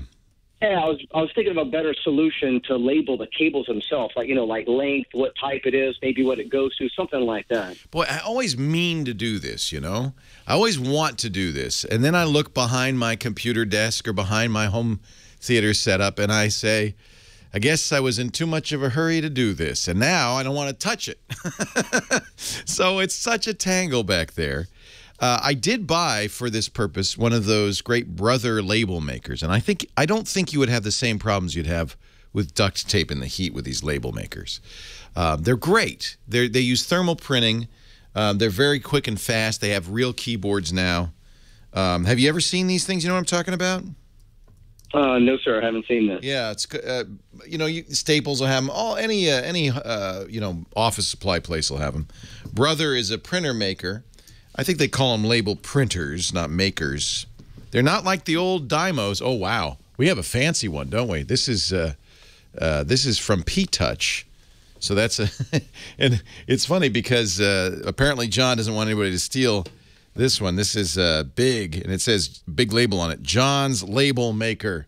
So as you might imagine, we have significant cable management issues here in the studio. And this is actually, you just touched on something that was one of the real reasons I wanted to know my cables from other people's cables to have my name on it. Yeah. So these use a cartridge system for the label itself. It's not cheap. I mean, it's not as cheap as duct tape and magic marker, but it's not expensive, and they really look nice. It spits them out. They're adhesive on the back, so you basically peel the backing off, and you could put it. You could even use these to kind of hold the cables, right? I mean, probably wouldn't want to. What do we use, Burke? Do we use zip ties, tubing, Velcro? You can buy, and I have bought a bunch of really nice Velcro. They come in a roll. They're designed to be cable ties, but they're made of Velcro. They come in a roll. When you take it off the roll, what you have is there's a hole in one end and a tab in the other. You put it around a cable. The Velcro holds it tight. They're easy to remove, easy to replace. So I would suggest that as a good way to go, as opposed to, say, cable ties, because that's a one-time only thing. You got to cut them off. Yeah, this is what I use. Burke just handed me these. Yeah, that sounds perfect. Yeah, so I found these I think on Amazon. They come in a roll, which is wild. So you just You take them off the roll. And because it's Velcro, you can make it really any size you want. The tab goes through the slot, tab at one end, slot at another end, and then you Velcro it together. And boy, those cables aren't going to come apart. But it's reusable, and that's one of the problems with doing good cable management. A lot of people use zip ties. They connect it to the back of the desk or the underside of the desk, and man, you can't reposition that. That is like locked in. So this is maybe a better alternative solution. Velcro cable ties and Brother or P-Touch label makers. That's what we use here in the studio, and we're very happy. Now I've got to start doing this at home. I have all the tools. Thanks for the help. You're very welcome. It's one of those things. I always say, oh, gosh, because then I move, and when you move, you go, oh, how was that set up? How did I route the speakers to the, oh, man, I can't remember any of this. And every time I think, no, this time I'm gonna make it clean. I'm going to label it. I'm going to put it all together. It's all going to be beautiful. But I'm always in too much of a hurry. I just got a new device for my home theater system. It's an Android TV device. So that's the new thing Google's pushing is kind of like a Roku set-top box style set-top box, but it's running on Android, has an Android store. You can do anything on it that you would do in Android. It also gives you all the Google features. I got one from NVIDIA called the Shield. And, it came on Saturday or maybe Friday. Yeah, I guess it came on Friday, and I wanted to try it. Should have done all that. I was in too much of a hurry. I just hope the cats don't get back there. Cats have taken a liking to my cables. That's not good. We have kitties. That is not good. Lately, things have just stopped working. The cats have done it again. Dennis in Grand Rapids. Leo Laporte, the tech guy. Hi, Dennis. Hi, Leo. Okay, the question I have is I have an iMac that I bought back in 2006, an antique. I still had it going around. Isn't that funny that anything from 2006 should be called an antique? But, I know. But it is. What are we called? Oh, wow. Yeah. It's not only an antique, it's broken. Yeah. Okay, Yeah. So I'm 62 years old, not completely computer savvy, but what I have on my old iMac was a lot of slideshows of my kids or the grandkids and stuff like that from either all our skiing trips every year. Yeah, you don't want to lose those, do you? Well, yeah, you're right. But then the issue that I'm having with the old iMac is I have the file coming up with a question mark, and for me to boot it up, I'm having more and more time, harder time for me to boot it up. Oh, please tell me that you have a backup. Oh, yes, I do. I got everything backed up, either also on CDs, actually backup. But I'm trying to find it because I recently just bought a new iMac. Nice. I'm trying to see is there any way where I would be able to see these slideshows that were in my iPhoto area? That's just within iPhoto. It wasn't a. So are you can't? Yeah. Here's one thing you could try. It's called target disk mode, and I think the old iMac probably still has a FireWire cable on the back of it. Okay. Target disk mode allows you to start up the Mac not as a Mac, but as just a hard drive. Okay. So what you do, you're not being able to start it right now, but that's okay because target disk mode doesn't need an operating system. So you press and hold T on startup, and if I bet you this will work. I mean, the reason you can't boot up is because maybe you're missing key files or the files are hard to read or whatever. But target disk mode doesn't care about that. It just turns it into a FireWire disk. And that means you can access that disk as if it were an external hard drive. Okay. Now, the next thing, though, is tricky because the new Mac does not have FireWire, probably. Yep. So now you need some sort of connection, FireWire to Thunderbolt. You can certainly get those. Let me just see how much Apple charges. Apple probably overcharges for them. FireWire, Thunderbolt. The good news is, in both cases, these are standard connectors. Amazon sells a FireWire 800 to Thunderbolt cable for, that's nice. Apple sells one for $30. Okay. So what that'll let you do is connect the old Mac, the 2006 Mac, as if it were an external hard drive to the new Mac. And unless that drive is really in bad shape, it'll pop up on the new Mac as a drive icon. You can open it. You can browse through it. Now, you won't be able to run iPhoto, but you can get to the photos in iPhoto. because they're in there as the originals are still in there. Yep. What iPhoto does is it creates a weird iPhoto library, but it's really this thing that Apple does all the time. It's called a package. It looks like a single file. In fact, it's a fancy folder. It's a folder designed to look like a simple file, so you won't go rooting around in the guts of it, but you can. All you have to do is command-click or right-click on that icon, and you'll see the context-sensitive menu, and one of the items will be Open Package Contents. When you do that, it opens up just like a folder, and look, there's programs in here, there's resources, and there's a folder called Original Photos. Okay. Yeah, if it's not, sometimes it depends on the version of iPhoto. That old iPhoto, I don't know, but it'll be something like that. You go in there and you'll see, oh, look, there's all the photos, the JPEGs, the originals. Okay. Copy those. It isn't just the individual photos, but where I've got these slideshows where they're all put to music and stuff like that. Yeah. That may be a little trickier, mostly because Apple doesn't make iPhoto anymore. They've changed to Photos. Okay. You probably can open in Photos, open that iPhoto library and import it. I bet you can. I haven't tried doing this, but gosh, they have to be able to do that, right? So look for an import command on your current Mac on Photos and see if you can import your old iPhoto library. Gosh, they have to be able to do that, right? Well, I hope so. And one other question is, so what's the difference between iPhoto and Photo? Oh, man, I have 10 seconds. I can't...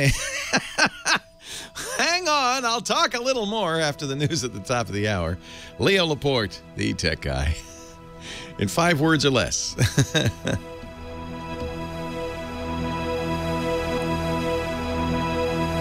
Yeah, Waskell says it. I think he's right. All right, we're still on, Dennis, even though the radio show isn't. Raskell says, and I think he's right, you probably could just drag that iPhotos library over from the old one. The key is getting that old hard drive so you can read it.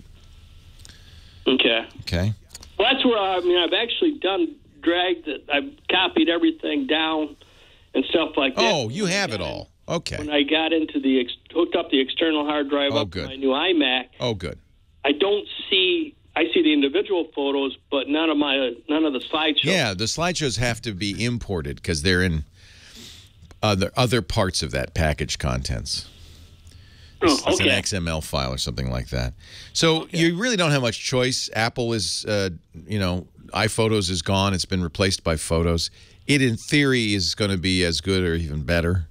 Initially, there have been some hiccups. But in the long run, it's going to be as good or even better. And by the way, you should know Google Photos will import photos from your iPhoto library. Oh, okay. And your Photos library. So I would, even if you don't ever intend to use it, you let Google Photos back up all the photos in your hard drive. I've backed up 30,000 so far. Wow. And it's free. And at least you have a copy somewhere online you can get to. Yeah, okay. It's really nice. Oh, yeah, I'll do that. So you might even be able to drag the iPhotos library onto the Photos icon. It can import it, and will import the slideshows and the photo albums, I think. Oh, yeah. I'll give it a try. Scooter X in the chat room says it will. Okay, thanks a lot. Hey, thanks for the call. Bye. Bye. Well, hey, how are you today? Leo Laporte, the tech guy. Time to talk computers, the internet, home theater, digital photography, smartphones, smart watches. Whatever's on your mind, this is the place. If it's got a chip in it, I'd talk to you about it. 8888 Ask Leo. I may not be able to answer every question. In fact, guarantee you I can't. But the good news is you got about 1 million people listening. You got 1,000 people in the chat room. If there's a question I can't answer, guaranteed somebody will be able to answer it somewhere. Our website, techguylabs.com, is where all the answers go. And you can go back. We have a nice search function. You can go back to all the previous shows. Audio and video from the shows are there. Text, show notes, links, anything I mention. You also have comments on every single question has its own comment section. And that's good because you can add to it and tell us what you think. And all of this is free. There's no sign up. techguylabs.com. Before the break, our caller was great. Said, what's the difference between iPhoto and the new Apple Photos? And then I had 10 seconds. There's no way to do that in 10 seconds. There's a lot of differences, but it almost doesn't matter because Apple is no longer putting out iPhoto. They've replaced it, just as they replaced Pages with the new Pages, Final Cut with the new Final Cut. And it's very similar in that they completely rethought it, rewrote it. The interface is completely different. And at first it seems a little hard to understand, but in time you'll get it. And I think in the long run it will be better than iPhoto. But there have been some hiccups along the way, some glitches. They have, in addition to this new Photos app, which eventually is, Photos is supposed to do all the same stuff. You know, collates your photos. You have some editing capabilities. They've improved those. You can make photo books, photo albums, that kind of thing, prints. It does all of that. So most of the stuff, slideshows that you do with iPhoto, you can do in Photos. But they've added this new iCloud Drive feature. And Apple's never been very good at these network features, and this one is a little funky. The idea would be that all of your photos are stored in the cloud on the iCloud Drive. By the way, unlike Google, this is not free storage. You get 5 gigabytes free to start, but you pretty quickly run to the end of that because that iCloud storage is used for more than just your photos. It's used for your backups, for your iPhone and your iPad. It's used for documents from Pages and PowerPoint or Keynote and Numbers. You'll run out quickly. I maxed out 5 gigs almost instantly. And it's not cheap to buy more, but it's not horribly expensive. It's not cheap because Google offers unlimited free, and Flickr offers a terabyte free. And so Amazon offers unlimited free if you're a Prime member. So there are cheaper solutions. The nice thing about iCloud Drive, though, is if you have other Apple devices, and this is Apple, this is the whole key with Apple. If you have other Apple products, it's always going to be better. If you have other Apple products like an iPhone and iPad, whatever you store on iCloud Drive, all the images are stored, their originals are stored in the cloud, and then you can have copies of them at an appropriate size for that device on any device. So it saves space in your iPhone and your iPad because all of your images are stored there, kind of thumbnails are stored there. You can download them. You can say, oh, no, I want them all, or I want all of this album, but you don't have to. So really, and I think Apple did this because they noticed, as I have, a lot of people who own iPhones just take lots of pictures and never take them off. And then they say, I can't take any more pictures. My iPhone's full. That's it. It's over. And Apple realized this is kind of a problem.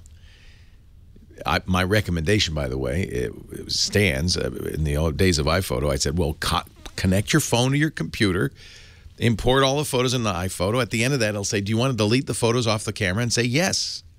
But it's an even easier recommendation now because you don't have to worry about that. You've got thumbnails of everything, and you in effect, stream the photos, as we talked about earlier. And it doesn't take up nearly as much space. So you can delete with impunity. And it'll work. Apple will get this. They've had historically terrible problems with cloud storage and Mobile Me fiasco. Remember that? Steve Jobs brought the entire Mobile Me team into the auditorium on the Apple campus and said, you are all fired. Bye. Collect your checks on the way out. He fired the entire team. But that didn't help because Apple's still having those problems. Greg's next in Tampa, Florida. Leo Laporte, the tech guy. Hi, Greg. Hey, Leo. How you doing? I'm well. How are you? I'm fine. I've got questions, several disparate questions, or at least a couple. Okay. Before that, I want to say thank you so much for your strong thumbs up, I'll call it, about the Amazon Echo. We have one, and they continue to add applications and versatility to it. And it's just a great thing to have. We got ours early on, and it's, you know, I might, my wife might leave me, but if she does, I've got Echo. I'm taking Alexa with me. People will fight over who gets the Echo. I'm so jealous. You know, I don't have one. I've played with one. We had one in the studio for review, and I was impressed then. But as you say, Amazon has shown its commitment to this device in a way that they haven't shown a commitment to some of their other devices, and it's very exciting. It is. It's great. And, I mean, she's got, it's got if, then what? The capability now that they added recently. And yeah, like that's a website. On the shopping list, she puts in if, then, if then that is the name of it. Yeah. If then, if, oh no, if then, if that, then that. Never mind. Now you got me confused. IFTTT.com. Yes. If this, then that. Actually, it's really cool because you can set up these thises and that's. So you say, if the sun sets, then turn on my lights would be an if this, then that. And the Echo. So what do you use if this, then that with the Echo for? Well, my wife has put into it if I put a pizza on the shopping list, then to remind her to call my cardiologist. Stuff like that. I love it. So it's smart enough to look at your Amazon shopping list, integrate with that. It integrates with your calendar, with your Google Calendar. It's real. I can't wait. And it sounds like she understands pretty well. And boy, I can't wait. Mine's not coming till next month or the month after.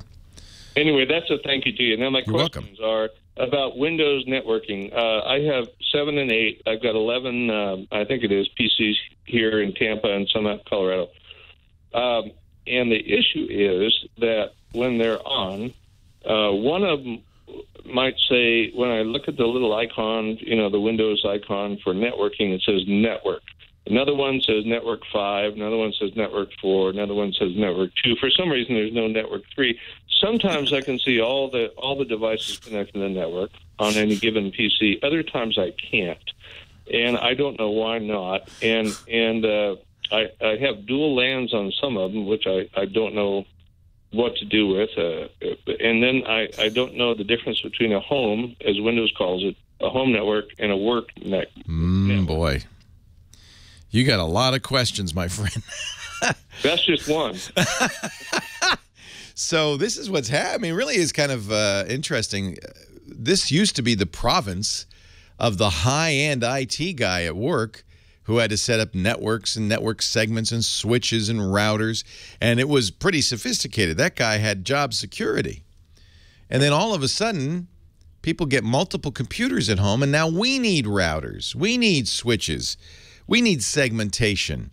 We need domains. We need all this stuff now all of a sudden that the highly paid IT guy at work used to handle for us. And it's overwhelming. Well, yeah. Yeah. And there's mysteries. And I'm the wrong guy to ask. I don't know what I don't know why you have multiple networks, for instance. That's not right. It's one network. You have an awful lot of computers. Why do you have so many computers at home? Well, we have people log in. We have businesses we run here in Tampa. So it is a business. Yeah, see, that's the thing. Now you need an IT guy. Hold on a second. Maybe I can help you with at least a website I can refer you to. Leo Laporte, the tech guy. Leo Laporte, the tech guy. 8888 Ask Leo. That's the number. And we're talking, oh boy, with Greg in Tampa. Greg has many questions. Let's start with the first one. Greg has 11 computers at home, and then you have more in Colorado. Yeah. And they're all on the same network? No, the Tampa computers is all I'm asking you about. They have their own network, of course. Yeah. Did you, it sounds like at some point you had a professional come in and set this all up. No, I had a stupid drunk guy. That's what I meant. That was me.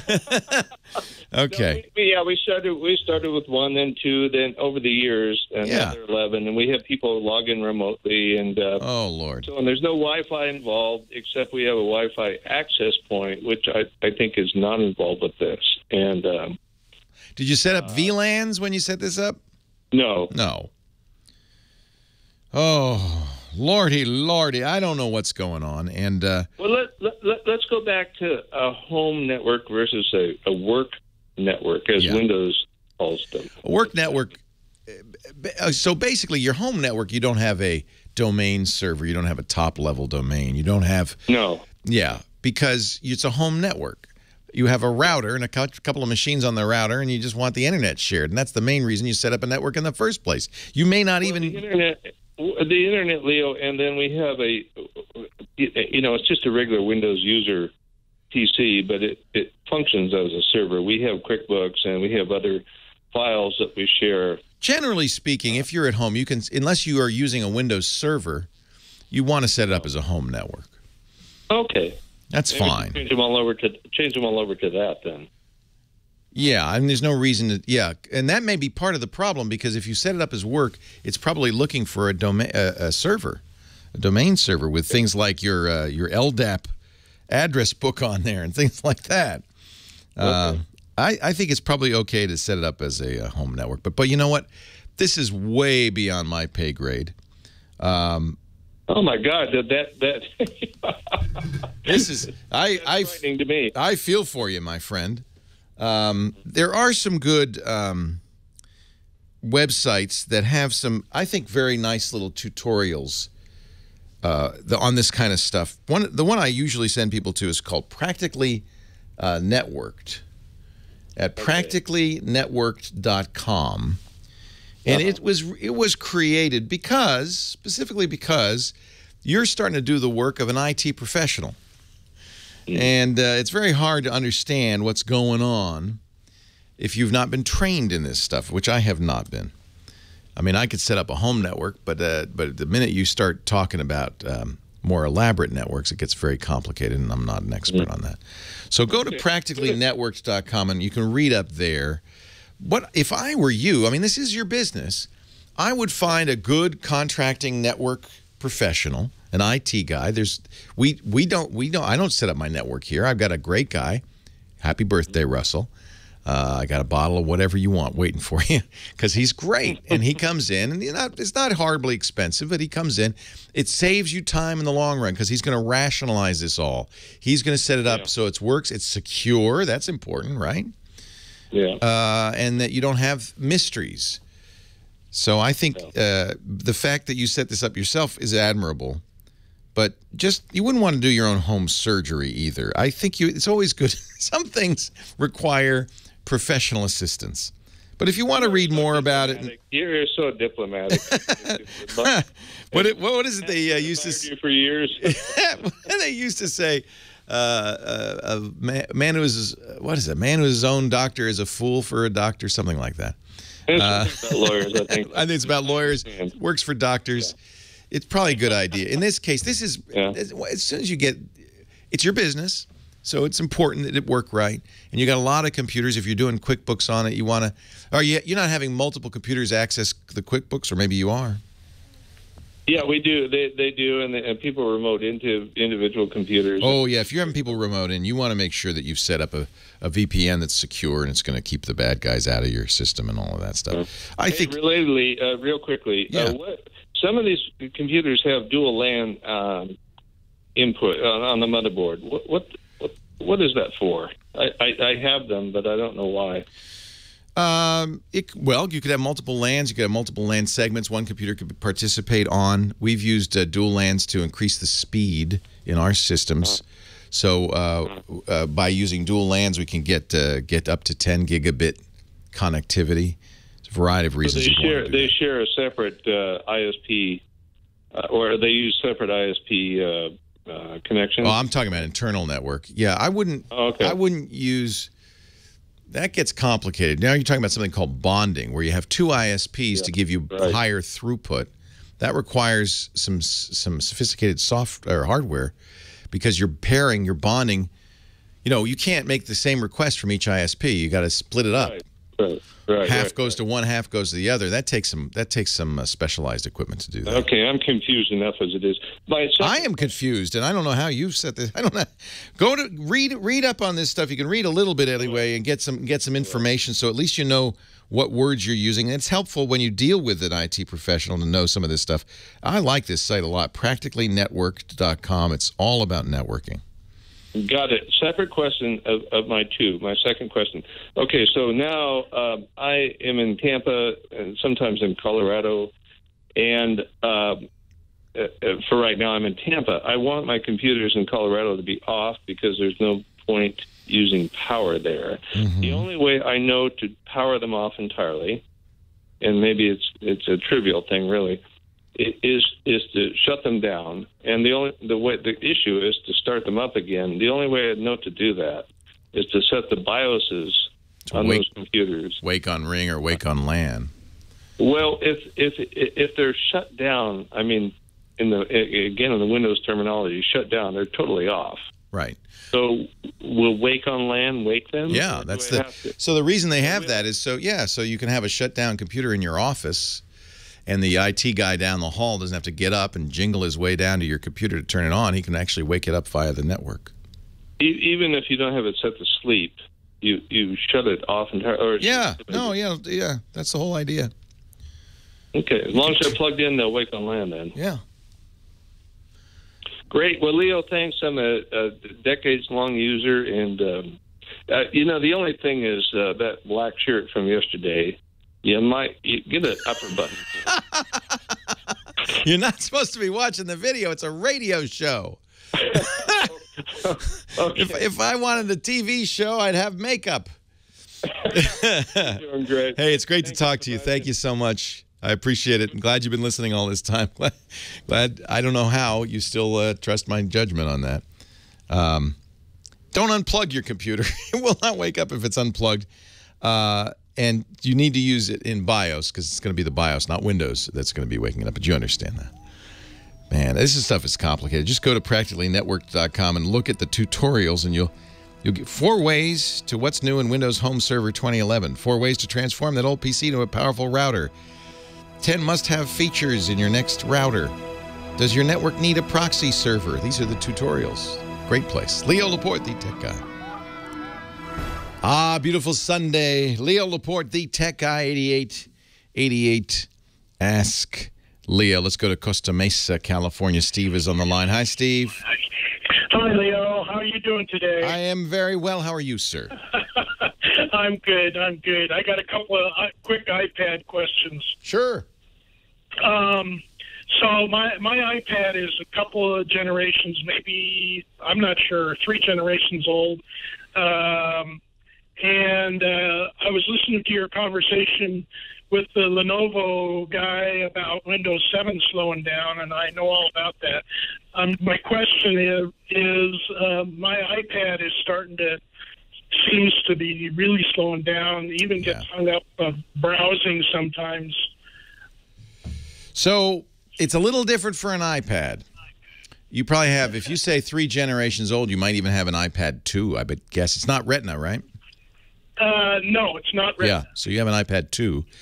So that, unfortunately, the processor in that, I know it's only 3 or 4 years old, but the processor in that is pretty slow, not a lot of RAM in that. And have you been upgrading to the latest versions of iOS? Are you up to iOS 8? Yeah. So or whatever. Yeah, so that's the problem is you're running more and more demanding operating system on a slow machine. So it's this case, it's not that the machine, you don't have bit rot. It's not that the machine is over time gotten slower and slower. It's that the demands on the machine have gotten harder and harder, and it's not keeping up. That's what I thought. Yeah. So you want it up now. You can reset your machine, wipe it, and start over and see if that improves it. It might. Much as our Lenovo caller, I said, go back to the way it was from the factory. You can do that. It's in the settings on your iPad. You can erase it and start over. You'll have to reinstall all your apps and everything. But I don't know if that's going to, frankly, fix it. Yeah, it sounds like there really is no sure fix. Yeah, well, and now some people are saying wait till iOS 9. I don't know if this is true, but Apple knows that iOS 8 was very hard on older iPads. And apparently in iOS 9, that's one of the things they're going to do. They're not adding a lot of features. They're trying to speed it up, fix it, make it more reliable. And some say it might be better. Your iPad 2 might work better under iOS 9.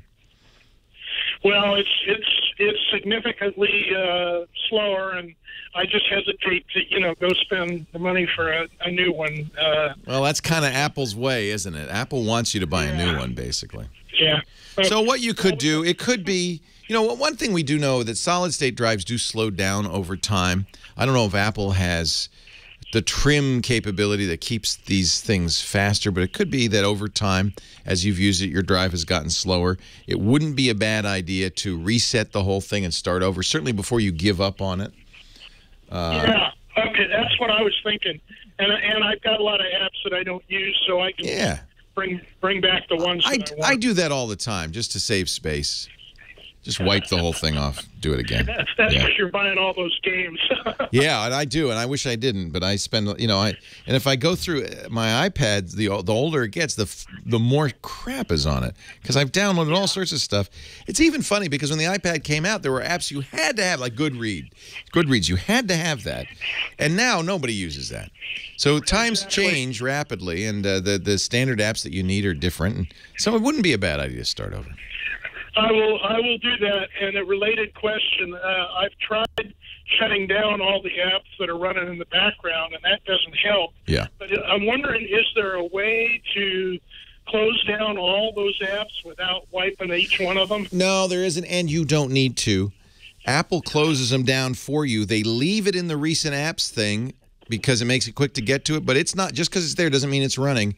After 10 minutes, all but a few approved applications close and go away. Okay, even though they show up. They show up in that recent app, but that doesn't mean they're running. They're not running. Oh, That's why they don't give you a close all button. There's no point. I'll have to find all the friends I've told to do that and tell them don't bother. Well, I've watched my wife use her iPad. It's really interesting. She will often double tap the home key to get the recents and swipe old stuff away. And I don't have the heart to tell her that doesn't do anything. I taught my wife to do it on a regular basis. Yeah. Mobile, it's very different than a computer. Mobile environments, your constrained resources are memory. You don't have a very fast processor. So all mobile operating systems, Android, iOS, Windows Phone, are all very smart about not leaving stuff running. In fact, you remember there was no background music or anything on the iPad when it first came out. They added it, but the way they added it is they really only a few apps are able to do only a few things after 10 minutes. Very limited. Okay, that's cool. Yeah. That's good info, and I'm gonna go reset the thing, and I won't expect miracles, but maybe it'll help. If you want to make it easier on yourself, you might want to back up before you reset it, and then you can restore it. The problem is you may be restoring some of the things that slowed it down. I don't know. So I usually, when I do this, I do a clean install. I start from scratch, because you're right. There's a lot of apps you don't want to put back on there. Yeah. Perfect. Thanks for the call. Appreciate it, Steve. Very much. Our show, Appreciate it. Bye. yeah, my pleasure. I love the iPad. It's a great device. But Apple thinks of it as a consumer disposable, basically. There's no upgrades, obviously. It's what it is. And I don't think they expect you to own it for very long. A few years before you get the new one. And there's really not been any attempt by Apple to make the older stuff continue to work well. I think they consider it a disposable, which is a shame. Paul is in Carlsbad, California. Hi, Paul. Leo Laporte, the tech guy. Hi, Leo. Thanks Welcome. for taking my call. Thanks for calling. I've got a problem that has a tech support people stumped. Oh, good. So I always get the intractable problems. Go ahead. Well, I hope not. I'll see if I can solve it. 1-year-old HP desktop all-in-one. Okay. The virus software expired, so I bought a subscription for another year. Okay. Downloaded the new version. Yeah. It said we got to delete the old version, shut your computer down, and turn it back on. Yeah.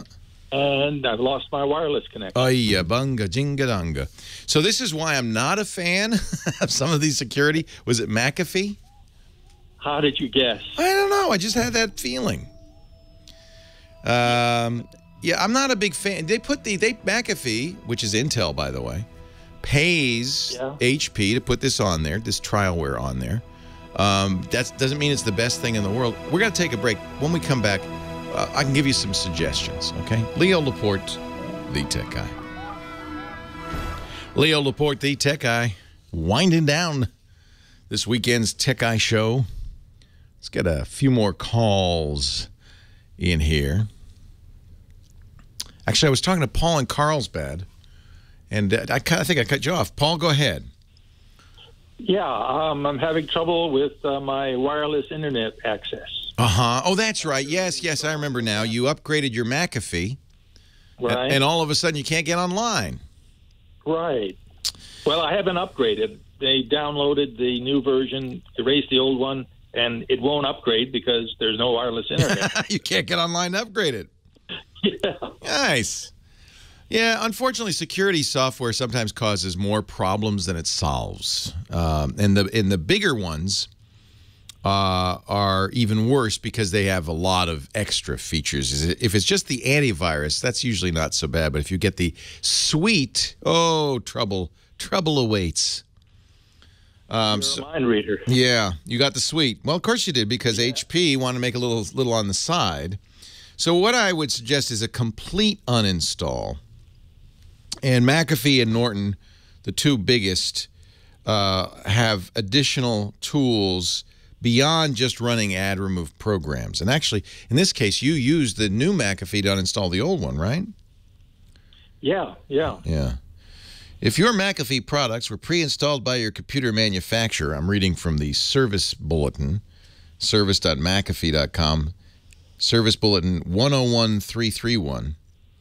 If your McAfee products were pre-installed by your computer manufacturer, ensure that you activate your McAfee in subscription before you uninstall them. Did you do that? Well, yeah, as a matter of fact, this HP came with Norton installed. I uninstalled that, bought the McAfee. Oh, okay. For a year. Oh, so it wasn't the trialware. There is the McAfee consumer product removal tool. Man, if antiviruses don't make it easy to remove them, because otherwise the bad guy would do it. So you can download the MCPR from McAfee's website. Maybe worth running that and making sure you got a good cleanup. Oh, but you can't get online. But I can't. Do you have any other way to get online? Yeah, I can get online on my desktop. Yeah, I would get online with that. Download it to a thumb drive, bring it over to the messed up one. The firewall could be blocking your internet. It could have, it could be, and bad guys do this too, when they install on your system, they sometimes attach to critical system files. Used to be, for instance, you'd run the quarantine function. McAfee or Norton would say, oh my goodness, you got a virus. You want me to quarantine it? You say yes, and in the process, you remove critical system files and put them in quarantine. Suddenly, the computer won't boot or it won't get online, all sorts of things. So I think you're right to suspect this uninstall, about to reinstall issue. The other thing you can do, there is a recovery tool that Windows offers. If you have the Windows installed disk, and this is why it's so important to make that, you can go through the recovery process. You go through the install process, get right up to where you're about to install it, and it'll say, wait a minute, you have a version of Windows on here. Do you want to overwrite it or you want to repair it? Say repair. And what it does is it goes through and looks at all the system files, make sure they're there, they're not corrupted, they're not damaged. That might fix it. Okay. There are all sorts of issues that can come up. This is not unusual, especially with security software. Now, here's one. Software issue. I mean, I know on my laptops there's an alt function key that'll turn the wireless on and off. Yeah. I don't know what's behind the screen, if it's a miniature laptop back there. Yeah, I mean, make sure you didn't turn off the internet by accident. Here's another one. This is McAfee support document 100.810. Unable to access the internet after installing a McAfee security suite.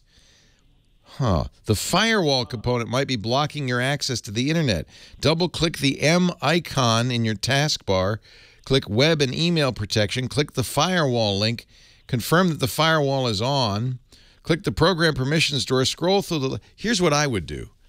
Get the McAfee, completely uninstall this junk installer, and do it. Get rid of it all. The MCPR installer. Yeah. Yeah, because I think that's part. I think that it's something in there. Nuke it, then have a nice adult beverage, and consider the day complete. Which version of Windows did you say it was? Windows 7 or 8? Well, it came with 8. I upgraded to 8.1. I'm not sure now if my backup restore disks are 8.1 or the original. If you got 8.1, better news, because there is a recovery routine in the menu that you can just run. And run that, and it'll refresh everything.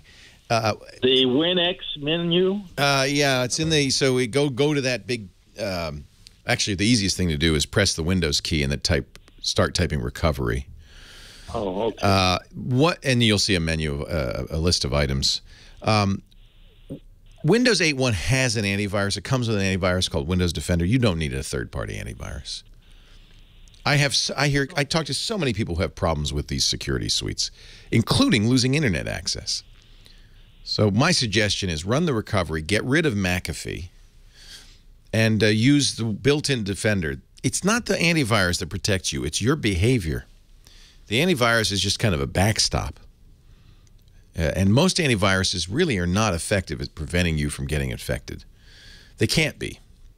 Because what happened, the bad guys now will route around that in every way possible. Truthfully, the thing that's protected you on Windows now is Windows Update. Keeping Windows updated is the best thing you can do. And then anything that goes on the internet, keep that updated. Be very slow to, click links in emails or in instant messenger on Facebook. Unless you, and if the link leads you to something to download and install, be very, very careful. Because a bad guy has to get you to install something on your computer to really take advantage of it. Either that or find a hole in your computer's security that lets them install something without your help. That's what those patches are for. Get rid of McAfee. You don't want it. I know you paid for it, but it's not helping you. Dave in Fullerton, Leo Laporte, the tech guy. Hi, Dave. Hi, Leo. I just wanted to say I am one of those IT contractors that's out there. Yes. What would you do for this guy? Well, the first thing, I do exactly what you just told him to do, and God bless you for coming to the right conclusion, is to contact a professional, get him in. Yeah. I can't tell you how many times, how many businesses that I've seen where the networks have evolved. They weren't intelligently designed. Right. As the business grew. And the problems, the risks, but the loss of productivity, exactly, the efficiency, the security problems. Unfortunately, these business people, a lot of them look at us like we're copy repair guys. No, you're not. Oh, yeah. And they call us in only when disaster happens. But get a good IT guy. Get somebody you trust, like a good car mechanic, same thing. And then listen to them. Unlike a car, there's a strategy, and they're looking long-term. Yeah. And listen to them. Get one that's interested in your business. And they can tell you, well, you're coming up the road, maybe you'll have a mobile app. Maybe you'll have something like this. But if you've got to talk with these people, and you've got to listen to them, and you've got to do something, but most importantly, get one. Yeah. I mean, it is just so frustrating to hear this stuff, and I deal with it all the time. Well, Dave, people think, it's that self-serving. Dave's just trying to drum up some business, but it isn't. Look we're technical here. Everybody here is very technical. We have studio managers, we have technicians, but we have a full-time. He's a contract guy, but basically he's full-time, and he's the greatest in the world. I talk about him all the time. It's his birthday today. Happy birthday, Russell Tammany of Exponentia Systems. Doesn't work for us, but man, we give him 40 hours of work a week at least, and it is worth every penny. I agree, Dave. I'm glad you called to certify and validate. Well, that's it for the Tech Guy Show for today. I'm Leo Laporte. Thank you so much for joining us. Don't forget, the Tech Guy is just the tip of the iceberg. We do nearly 30 shows now on the Twit Netcast Network, and you'll find them all at twit.tv. We talk about Windows on Windows Weekly, Macintosh on Mac Break Weekly, iPad on iPad Today. You get your daily dose of tech news from Tech News Today, and our weekly roundtable show, This Week in Tech. It's all at twit.tv. And I'll be back next time with another great Tech Guy podcast. Thanks for joining me. See you next time.